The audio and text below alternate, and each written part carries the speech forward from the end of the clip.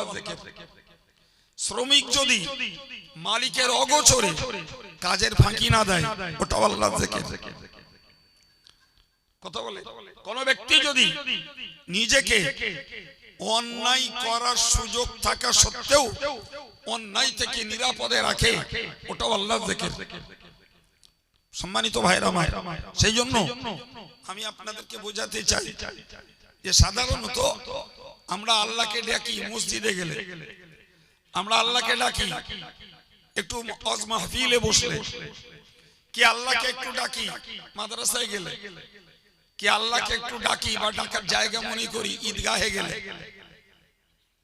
কিন্তু প্রকৃত দিনদার যারা, আল্লাহ ওয়ালা যারা, তারা মাঠেও আল্লাহরে ডাকে, ও বাসে উঠেও ডাকে, ট্রেনে গিয়েও আল্লাহকে ডাকে, তারা জল করে যেও আল্লাহকে ডাকে, ও ভাটায় বসেও আল্লাহকে ডাকে।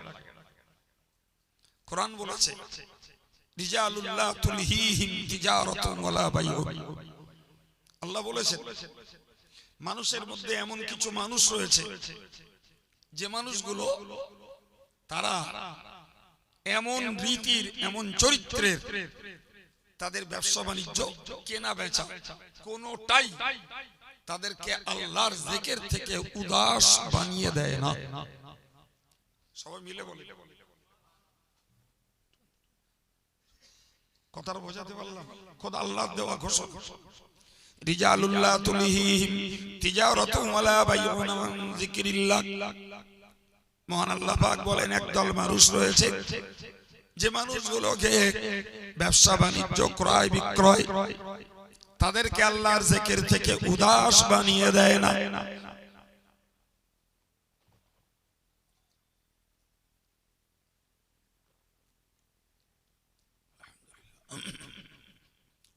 উদাস বানিয়ে দেয়। তারা ব্যবসা করে, আল্লাহর জিকির ভুলে যায় না। তারা কেনা বেচা করে, আল্লাহর জিকির ভুলে যায় না।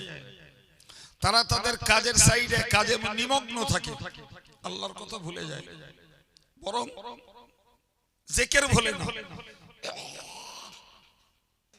ওই ইকামিস সালাত, নামাজ কায়েম করতে তারা ভুল করে না। সুবহানাল্লাহ।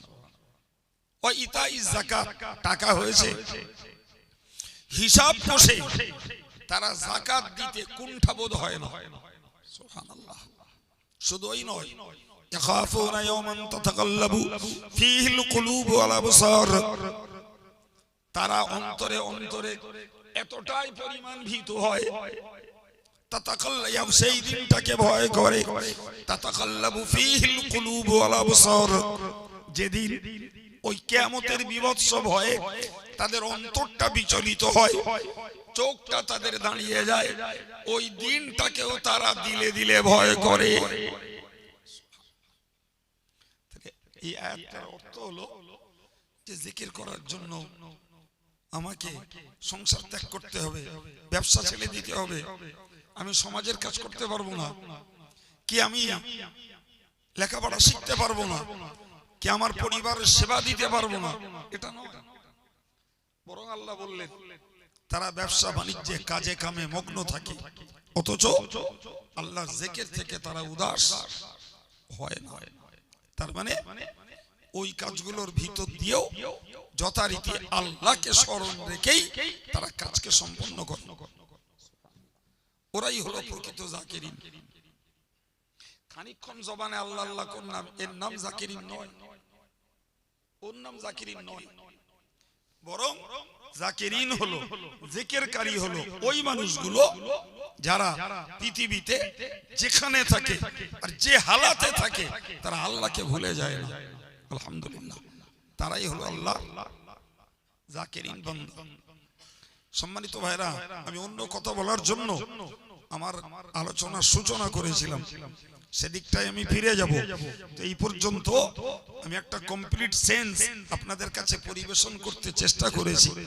সেটা হলো আমরা শুধু জবানের জিকিরটাই আল্লাহর জিকির মনে করব না, বরং আমরা সর্ব অবস্থাতেই আল্লাহর জিকির খুঁজে বেড়াবো। কিভাবে? এইভাবেই যে আমার একটা কথা বলার দরকার পড়েছে, ওই কথাটা আল্লাহর পক্ষে বলবো, ইসলামের পক্ষে বলবো, কোরআন হাদিসের পক্ষে বলবো ওটা জিকির, আর যদি বুঝি ওটা বিপক্ষে কথাটা বলা বন্ধ করব, ওটাই জিকির। সুবহানাল্লাহ, কথা বোঝাতে পারছি? একটা বিষয় কানে আসছে, যদি বুঝি কথাটা আল্লাহ আল্লাহ রসুলের পক্ষের কথা, ওটার প্রতি কান লাগাবো, ওটা জিকির। যদি বুঝি বিষয়টা আল্লাহ আল্লাহ রসুলের বিপরীত পথে, ওটার দিকে কান দেব না, ওটাই জিকির। কোন একটা জিনিস দেখবো, তো ওই দেখাটা যদি আল্লাহ আল্লাহ রসুলের হুকুম মতো হয়, সেদিকে দৃষ্টি নিক্ষেপ করব, ওটাই জিকির। যদি বুঝি ওটা আল্লাহ আল্লাহ রসুলের কাছে অপছন্দের, ওদিকে আর নজর দেব না, ওটাই আল্লাহর জিকির। সুবহানাল্লাহ বলেন, আর একটু জোরে বলেন। সম্মানিত ভাইরা আমার, পাটা চালাবো, যেদিকটায় যাওয়ার সংকল্প করেছি, যদি বুঝি ওই দিকটায় যাওয়াতে আল্লাহ আল্লাহ রসুলের নির্দেশ রয়েছে, ওই পা বাড়ানোটাও জিকির।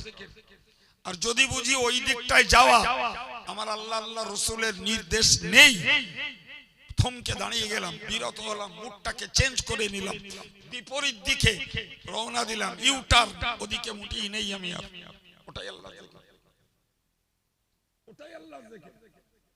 প্রিয় ভাইরা আমার, মনে রাখার দরকার, আমার মস্তিষ্কে চিন্তা আসে, কিন্তু যে চিন্তাটা করলে আমি আল্লাহ খুশি হবেন, নবী খুশি হবেন, ও চিন্তাটা আমার জন্য আল্লাহর জিকির।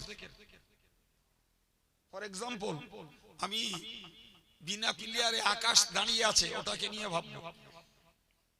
আমি এই বিশাল পৃথিবী, যার 3 ভাগের 2 ভাগ পানি, 1 ভাগে স্থল, টোটাল পৃথিবী পানির উপরে দাঁড়িয়ে রয়েছে, এটাকে নিয়ে ভাববো। কিচ্ছু যদি না ভাবতে পারি, আমি আমার নিজের দেহটাকে নিয়ে ভাববো। এই মানব দেহটাতে আল্লাহ অনেক সম্পদ দিয়েছেন, লক্ষ লক্ষ টাকা দাম, অনেক সম্পদ আল্লাহ এর মধ্যে দিয়েছেন। ভাই, সেই সম্পদটা নিয়ে ভাববো। আল্লাহ বলেছেন, ফি আনফুসিকুম আফালা তুবসিরুন, বান্দা তুমি আল্লাহকে চিনতে চাও, আল্লাহকে খুঁজতে চাও, কোথাও খুঁজতে হবে না, তুমি তোমার মানব দেহটাকে দিকে তাকাও, ওর ভিতরেই আল্লাহর কুদরতের নিদর্শন রয়েছে। খোদা আল্লাহ বলছে, ওটা নিয়ে ভাবো না, তুমি ওটা নিয়ে ভাবো।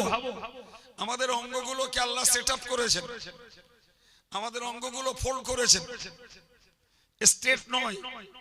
এই ফোল্ড না হলে কাজ করতে পারতাম না, ওটা নিয়ে ভাবো।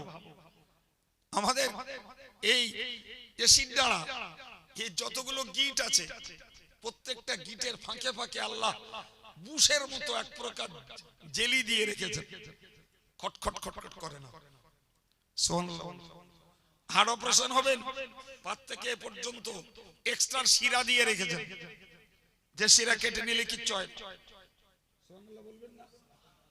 খোঁজ নেন, যতগুলো হার্ট অপারেটেড রোগী আছে, তাদের হার্ট অপারেশন হয়েছে পায়ের এক্সট্রা শিরা কেটে নিয়ে।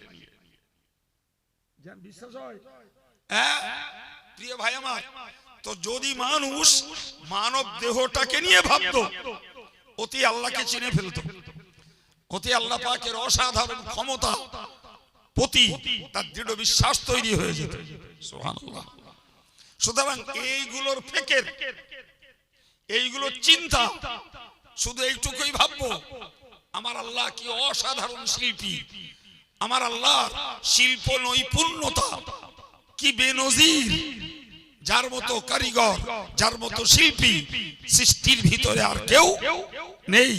বান্দা তুমি ওইটা নিয়ে ভাবো, ওতেও তোমার সব রয়েছে, ওটা আল্লাহর জিকির।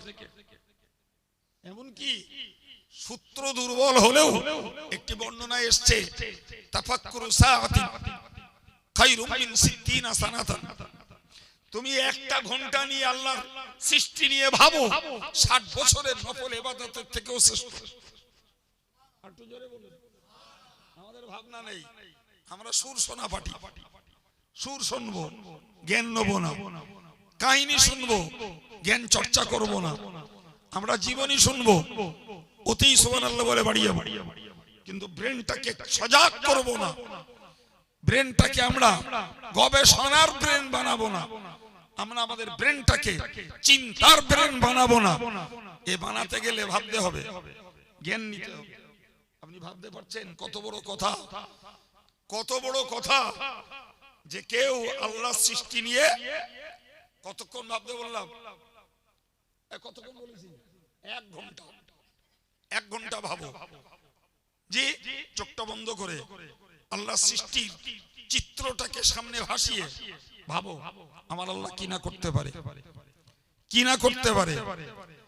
আমার আল্লাহ ভারত মহাসাগর বানিয়েছেন, প্রশান্ত মহাসাগর বানিয়েছেন, আটলান্টিক মহাসাগর বানিয়েছেন, ভূমধ্য সাগর বানিয়েছেন, বঙ্গোপসাগর বানিয়েছেন। মাটি কেটে করা যায় না, এসব খোদার হুকুমে তৈরি। আল্লাহ বলছেন বান্দা তোর মাথার উপরে আকাশ দাঁড়িয়ে আছে। আমিন আয়াতি আন তাকুমাস সামাউ ওয়াল আরদু বিআমরি। আল্লাহ বললেন বান্দা এই জমিন পানিতে ভাসছে আর এই আকাশ দাঁড়িয়ে আছে, টোটালটাই আমার হুকুম।